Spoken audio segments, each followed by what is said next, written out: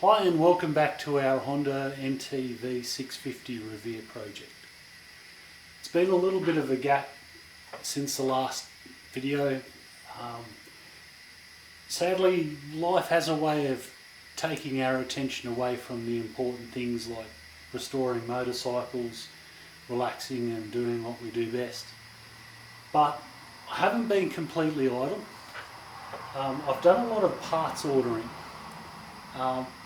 Where the bike stands at the moment, the cylinders are still on the bike, as in the last video. The heads are off. There is no lip in the bore, there's not a lot of movement. So if I start taking apart, taking those cylinders off and going further, the dollars are going to clock up really quickly and not necessarily with any real benefit. So I'm fairly confident that I've found the cause of the noise and vibration that the bike has. So I'm going to reassemble it with a few new parts and a few used parts as well, and just see how the bike goes from there. So it's actually pretty cut and dried what's wrong with the machine. The cam chain tensioner and the guides are seriously worn, and there's cracking in places, a lot of damage. No huge chunks out of it yet, but getting there. So coupled with the fact that that is a very long cam chain for a motorcycle, not super long but long enough, I'm pretty confident that I've nailed it. I'm confident that this is the cause of the noise. The noise that I hear does sound like a chain scraping away. Now, when I dismantled the engine, I did take a few measurements between there and there. For example, that point there and the top of the tensioner. And the idea was to see if any tension dropped when I removed the chain from the bike, and it didn't. So what that actually tells me is that this tensioner could not travel any further. It was unable to put any more tension on the chain because it had worn out too much there on that face, which is what the chain rubs against, and the chain itself is probably stretched significantly as well. So I'm fairly certain that I've nailed it. So I don't want to pull the bike apart any further, simply because I don't think it would be of any benefit. It's a very low revving machine, so it's very unlikely that there'll be a great deal of big end or main bearing wear. The piston and the cylinders are in excellent condition despite the mileage that's on it. So I'm confident just to leave it as is. I want to put it back together and make sure that this noise is resolved.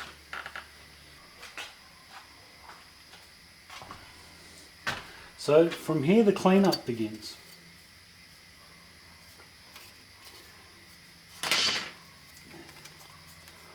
All of these gasket faces have to be cleaned up, and then new gaskets installed so that the engine will seal properly.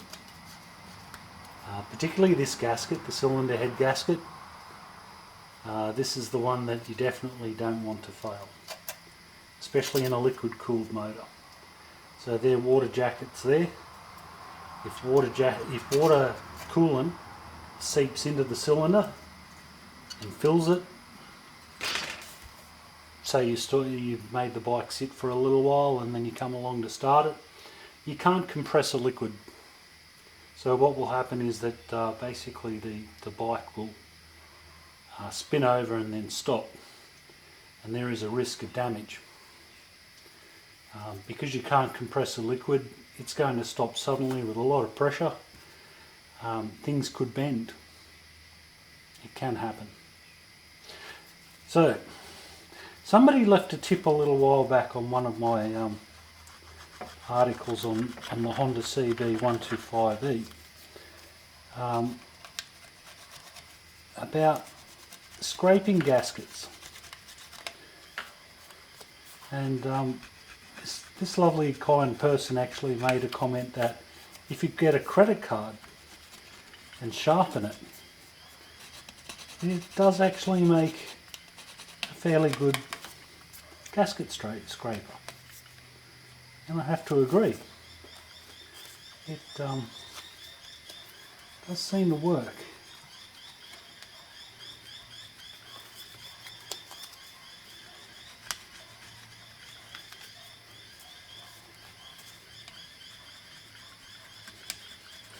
I mean, what I'm scraping off here is probably original Honda factory gaskets. So this is going to take a little while for sure. That's already cleaning up not too bad. So I've forgotten who left that tip, but well done. Nice. Now, as I said, all gasket faces need to be cleaned up. And new gaskets installed.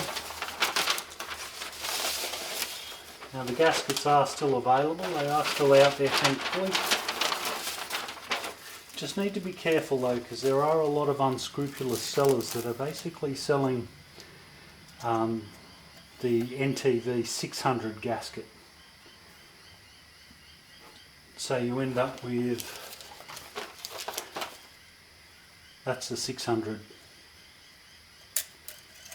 cylinder there, cylinder head gasket there. So there's a difference, a significant one. That is the correct gasket, thankfully. So just something you need to be aware of and keep your eyes open for. But I'm not going to bore you all with the joys of watching me scrape 2 crankcase covers, crankcase on both sides, 2 cylinder heads, 2 cylinders, top face, plus whatever else I run into. Next video we'll have clean gasket faces and we'll start assembling. But this is where we are, folks. Just another tip as well. I have the cylinder head out of the bike and it's easy to clean it.